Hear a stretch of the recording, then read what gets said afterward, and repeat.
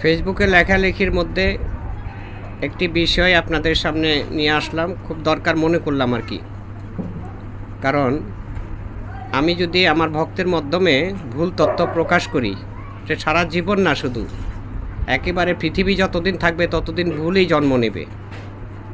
এই জন্যই আমাদের পথের দিশার হলো পবিত্র কোরআন শরীফ। এই কোরআন শরীফ তর্জম করতে ব্যতিক্রমতার কারণে আমাদের সামনে মতবাদের কোনো শেষ নেই। যা আল্লাহ নবী রাসূল সাল্লাল্লাহু আলাইহি ওয়াসাল্লামের জামানাতও বলা হয়েছে, এই ইসলামের ভিতরে ৭৩ মতবাদও ফেকরা থাকবে।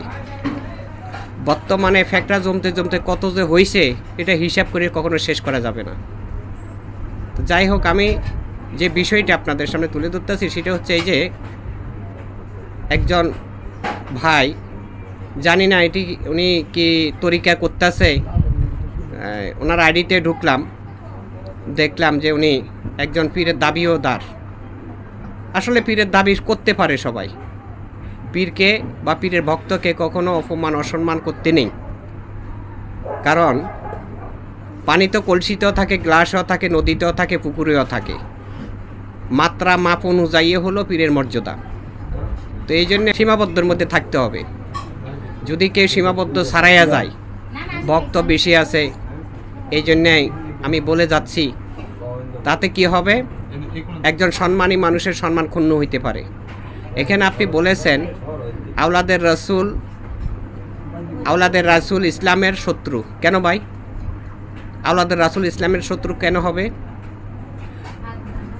আওলাদ মানি কি এটা আমাদেরকে আগে বুঝতে হবে। আওলাদ মানি হলো যার অনুসরণে।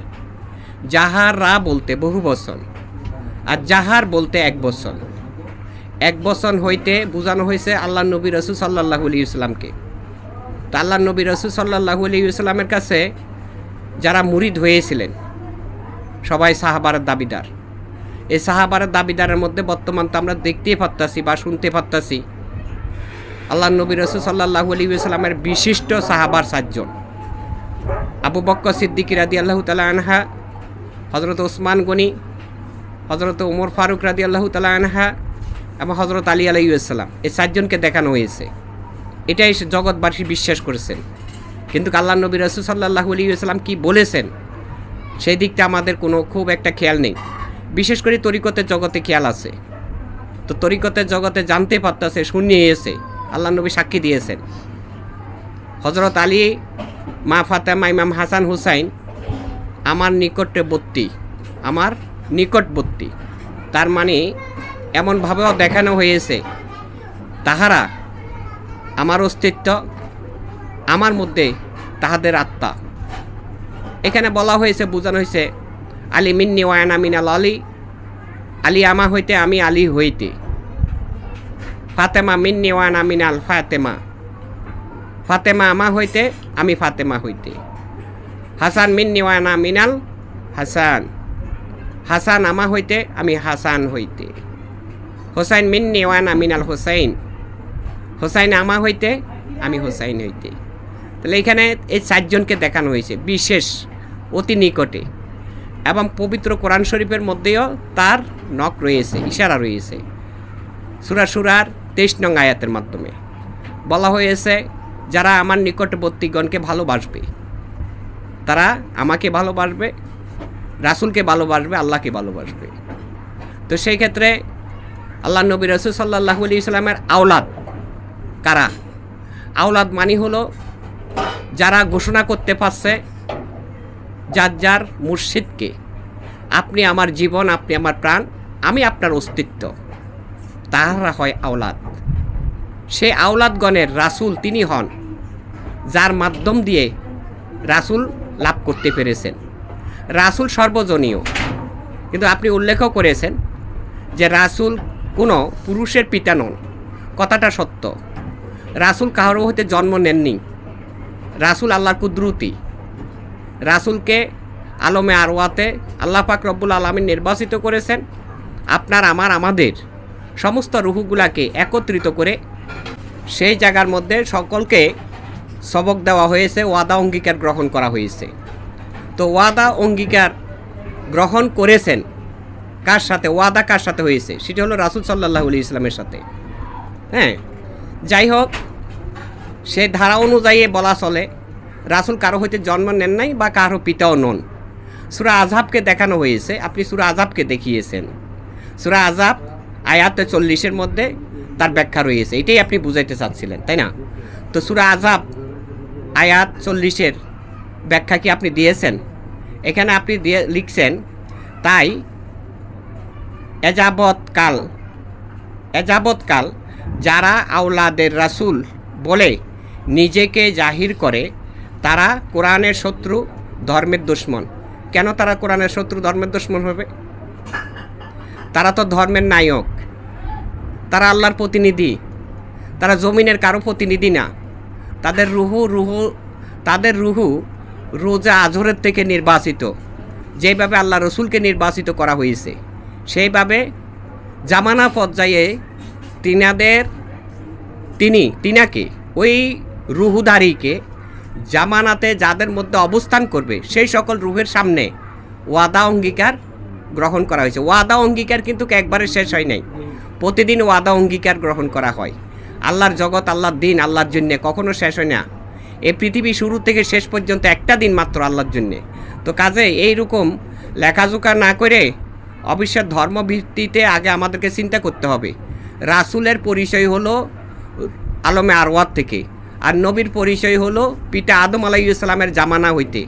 আল্লাহ নবী রাসূল সাল্লাল্লাহু আলাইহি সাল্লাম 570 খ্রিস্টাব্দে জগতে আগমন করেছেন এবং তিনি জগতে আগমন করার সাথে সাথে তিনাকে মুহাম্মদ নবী রাসূল সাল্লাল্লাহু আলাইহি সাল্লাম হিসাবে পর্যায়ক্রমে ঘোষণা করা হয়েছে। যারা এজিদি হাদিস পড়েছে বা এজিদি আকীদা গ্রহণ করেছে তারা 40 বছর পরে নবীকে নবীত্ব দেখানো হয়েছে।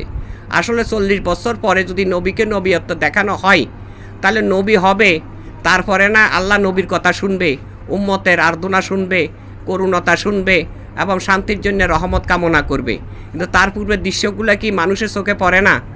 সেই ওই যে তাইব নগরের মধ্যে বকরি চড়াইলো, সেখানে তো আল্লাহ নবী রাসূল সাল্লাল্লাহু আলাইহি ওয়াসাল্লামের রৌদ্রের মধ্যে রয়েছে, আল্লাহ দেখেন। তো তিনি তো আল্লাহর কাছে বলেন না আল্লাহ তুমি আমাকে ছায়া দাও, তিনাকে ছায়া দিল, তিনার উসিলা অন্যরাও ছায়া ভোগ করলো। এবং বাল্যকাল অবস্থার মধ্যে মরা গাছ তল দিয়ে হেঁটে যাওয়া বা স্পর্শ হওয়ার কারণে হাজার হাজার বছর পুরাতন মরা গাছটা জিন্দা হয়ে গেল, যাকে সাহাবার গাছ হিসাবে ঘোষণা করা হয়েছে।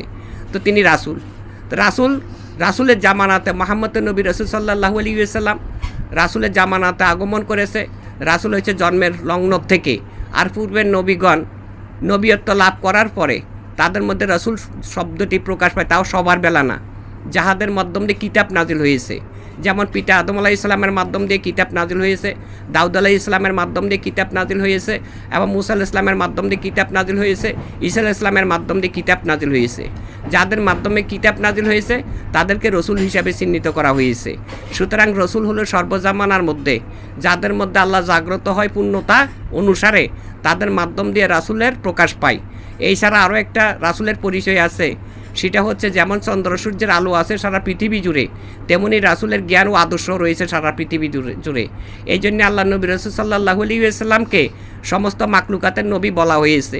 নবীর জামানার শেষ খাতমুন নবী বলা হয়েছে। তো সেইখানে তো রাসূলের জামানা শেষ করা হয় নাই, খাতমুন রাসূল বলা হয় নাই।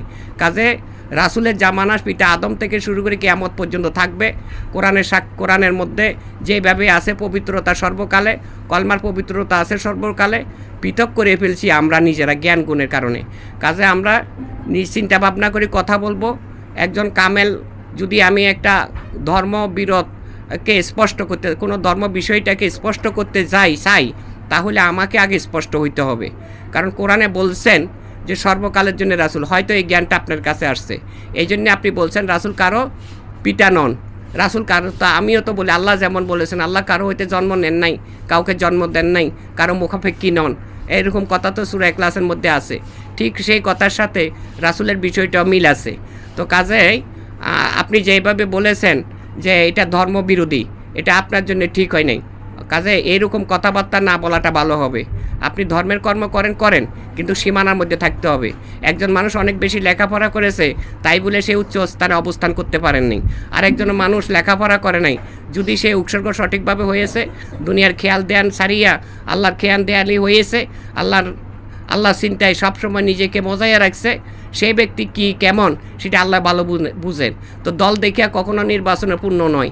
দল বড় হইতে পারে, ছোট হইতে পারে। আল্লাহ যাদেরকে পূর্ণভাবে কবুল করে তারা কখনো কখনো সেটা প্রকাশ পাবে। যেমন খাজা মাইনুদ্দিন চিশতি রহমতুল্লাহ আলাইহির ওনার জামানা পর্যায়ক্রমে বেশি মানুষ ওনার কাছে ছিল না। আজকে দেখেন সারা পৃথিবীতে তিনার প্রশংসা আছে, হজরতে বরফিরের প্রশংসা আছে, হজরতে বান্ডারি বাবার প্রশংসা আছে, এবং এইরকম অতীতের বড় বড় আল্লাহর অলিগণের প্রশংসা আছে। কেউ টাকা পয়সা দিয়ে প্রশংসা উজ্জ্বল করতে পারে না। টাকা পয়সা যতক্ষণ ছিটানো হবে ততক্ষণ মানুষ তার কথাই বলবে, নির্বাচিত করতে পারবে, প্রশংসা দেখানো যাবে, ফুলে অমুক ভাইয়ের চরিত্র ফুলের মতো পবিত্র বলা যাবে। কিন্তু ততক্ষণ এই টাকাটা যতক্ষণ পকেটে থাকবে, তারপরে থাকবে না। আর আল্লাহর রহমত যদি কারো উপরে বসিত হয়ে যায়, মরণের পরও তার প্রশংসা বৃদ্ধি হইতে থাকবে। সুতরাং আমরা সকলে সাবধানে বলবো, এই সমস্ত কথাগুলা ভবিষ্যতের জন্য ভুল সিদ্ধান্ত প্রয়োগ হবে এবং মানুষের কাছে এটার মধ্যে ফ্যাকরা সৃষ্টি হইতে পারে। যেই কথাটা আপনি বলেছেন তারা কোরআনের শত্রু এবং ধর্মের বিরোধী। তো ধর্মের বিরোধী যদি হয়ে থাকে তাহলে ওই যে আওলাদের রাসূল, ওই যে খাজা বাবারা বলা হয়েছে, কারা বলেছেন? সবাই তো সবার জন্য আওলাদের রাসূল না। যারা তিনার আত্মার সাথে আত্মা মিলাইতে পারছে তাদের জন্যে ওই বান্ডারি বাবাকে আওলাদের রাসূল ওইখানে বলা হয়েছে। তিনি কাদের জন্য আওলাদের রাসূল? আওলাদ হলো যদি তিনার আত্মার সাথে কেউ আত্মা মিলাতে পারছে। এরকম পর্যায়ক্রমে থাকবে। প্রত্যেকটি দরবারের মধ্যে হাজার শত ভক্তের মধ্যে 2-4 জন ভক্ত থাকে আত্মার সাথে আত্মা মিশ্রিত। তাদের জন্য হলো আওলাদের রাসূল। যারা রাসূলকে খুঁজে পায় পীরের মাধ্যম দিয়ে, তারা নবীকে খুঁজে পায়, আল্লাহকে খুঁজে পায়। সুতরাং আমরা সংশোধন করে চলার চেষ্টা করব। আল্লাহ যেন সকলের মধ্যে শান্তি রহমত দান করে এবং সঠিক জ্ঞান দান করে। সকলের প্রতি সালাম। আসসালামু আলাইকুম রহমতুল্লাহি ওয়া বারাকাতুহু।